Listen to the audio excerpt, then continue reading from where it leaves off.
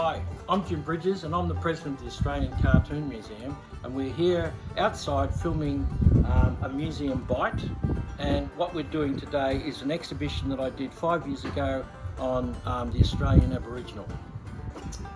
And over here is a cartoon that Rolf Hyman did to celebrate the bicentennial, and there's all these candles and cakes all over Australia.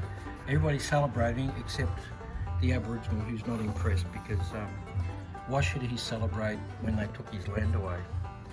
And down here we have a George Haddon cartoon of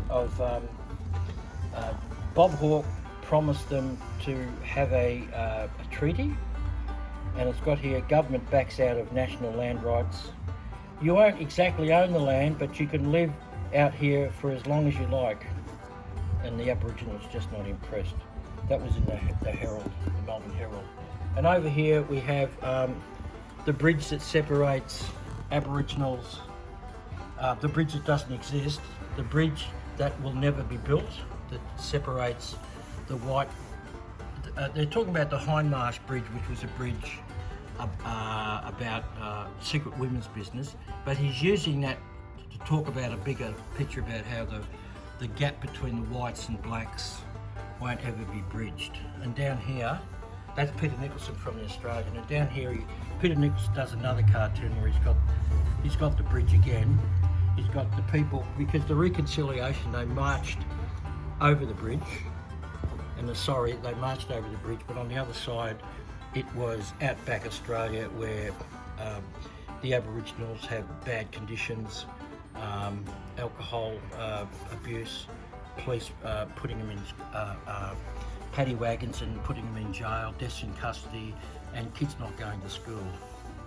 And over here we have another bridge. These are people walking over the bridge for reconciliation, the white people. Another one by Peter Nicholson, but underneath, the Aboriginals, they don't believe it. They just think it's all a lot of talk.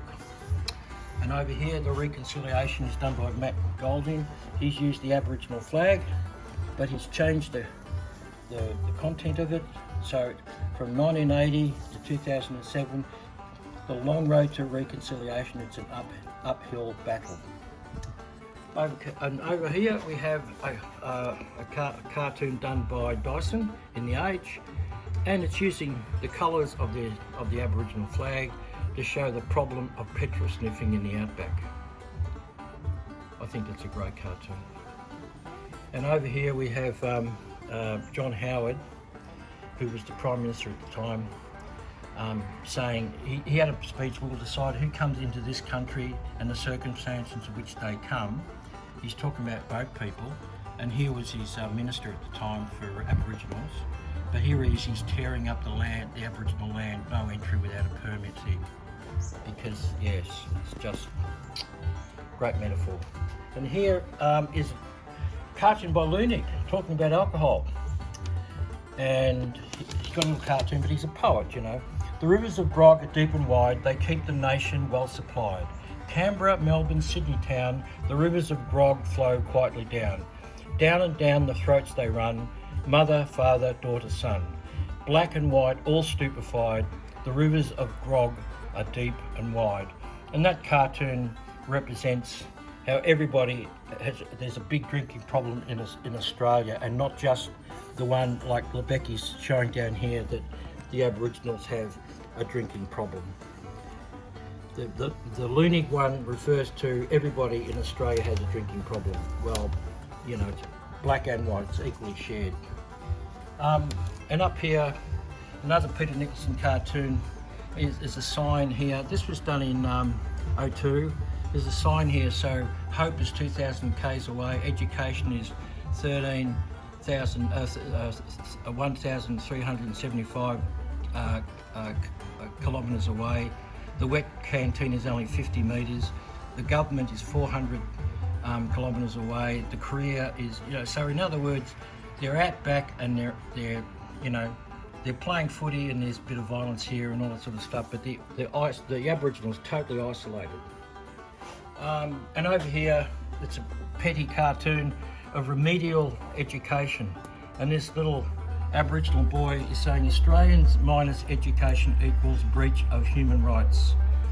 And he's talking about how the Aboriginal education of young Aboriginals is really bad, and here are that's Hawke, and that's the forget her name. She was the foreign minister, and they're all.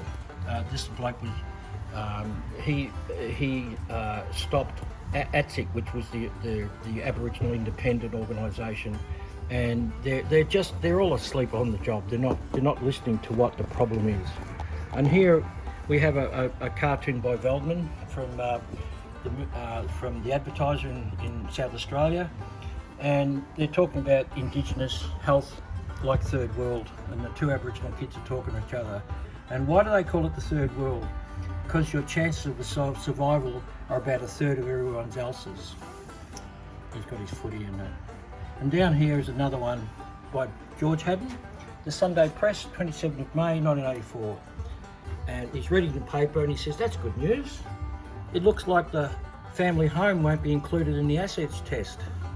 And of course it means nothing to the Aboriginal because of the conditions that they have to live under. Yeah, and over here up the top we have a Jeff Hook, which was done in the Herald Sun on the 6th of March 1992. And it's got the happy hour, but the One Nation, only for whites. They're kicking the blacks out. They can't drink because it's only One Nation. Very good. And over here we have efficient Indigenous housing prototype. Is it? Yeah. 1,463, 40 million bucks of research, and this is what they stand out. Because they were going to spend all this money. A lot of money is wasted on Aboriginal funding. And there was a lost tribe of Aboriginals that finally came in, and George Haddon did this cartoon in the Melbourne Herald in 1985, and the bloke says, "G'day to civilisation, have a beer, get dressed, and I'll tell you all about the assets chest, Medicare and the election." And then the bottom one, we'll just finish on the bottom one, by John Shakespeare, the Sydney Morning Herald. The date's unknown, but it's about the plight of the Aboriginal woman who has been abused and belted, and no one's helping her. The government, and here she sits on the side of the road, which is leading nowhere. Anyway, this was an exhibition called She'll Be Right Mate ? Which we did in the Upway Gallery about 5-6 years ago. So this is Jim Bridges saying we'll see you at next Museum Bite. So bye bye.